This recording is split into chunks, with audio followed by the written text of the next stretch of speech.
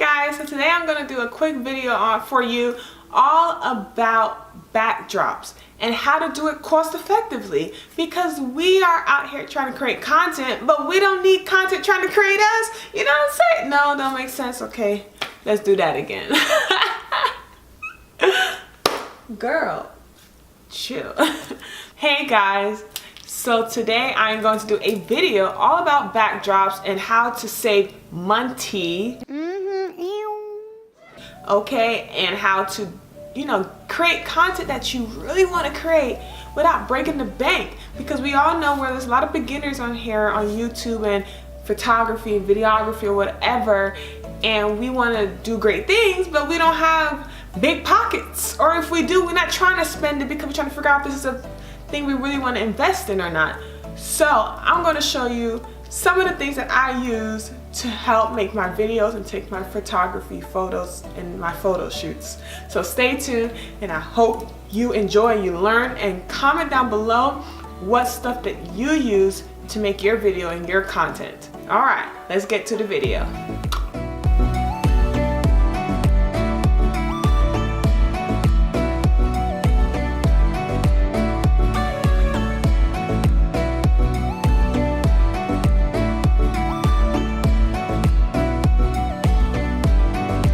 So here we have the silver glitter poster board.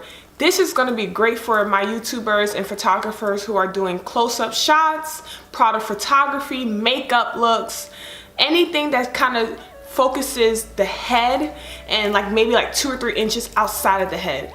This is super great for those type of people and who are making that type of content. I'm going to switch it out to the pink one because I'm going to show you guys that you can get a trillion colors and save hundreds of dollars. If you're going to do close-up stuff, you do not need to go buy Savage background paper for $45. Nada. You can get some Dollar Tree, Hobby Lobby, Michael's stuff for $1. If you go on Michael's website, there's coupons, Hobby Lobby coupons, wherever you get your crafts and arts and crafts, go get you a poster board. I'm getting excited because I have done a lot of photo shoots and I've done a lot of videos on this channel with backdrops, and none of them are backdrops, professional backdrops. So here it is with the pink. I absolutely love it. This is great for some more girly looks and something like that. It's amazing. But I am going to tell you that there's some cons with poster boards. Big con is that it can mark up really easy. You step on it, it's a mark. You rub something on it, it's a mark. If you even not make it flat, it has a bent mark. So definitely take very good care of your poster boards. Slide them under your bed or somewhere where it's just going to be flat and it's not going to be disturbed. But once again, it's a pro, because even if it gets marked up, what is it, ladies and gentlemen? It's $1 from Dollar Tree, at least. So do it, invest in it. Every photographer, every videographer should have at least a couple of poster boards because it's so cost effective.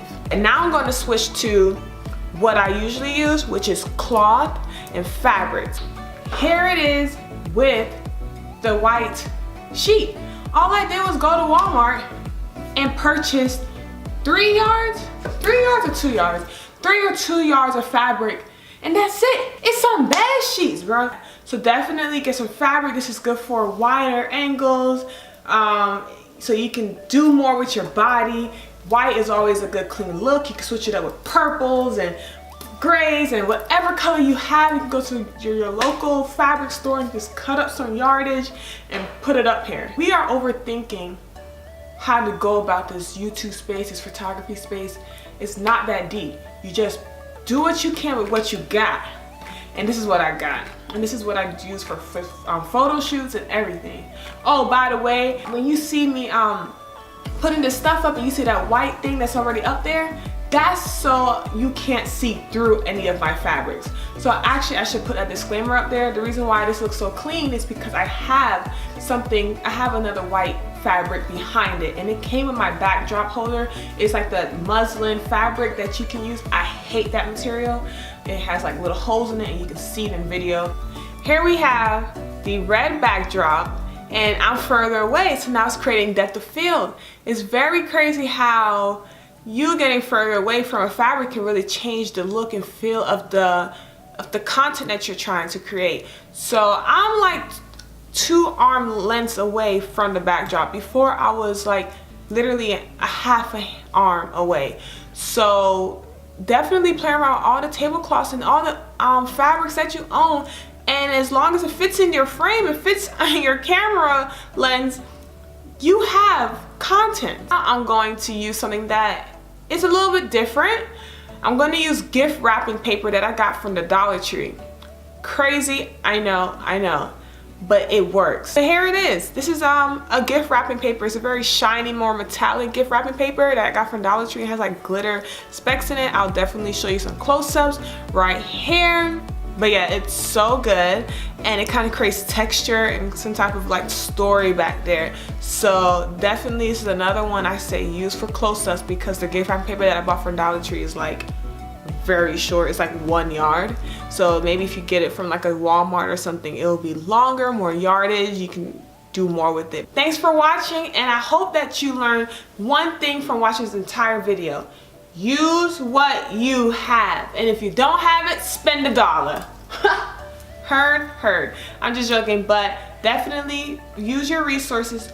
You have what you have. Go out there, save $1 or $2. See what you can use with saving lots of money. You don't have to go and buy hundreds and hundreds of different colors of $45 backdrop paper. You don't have to do that. You don't. All right. Thanks for watching, and I'll catch you in the next one.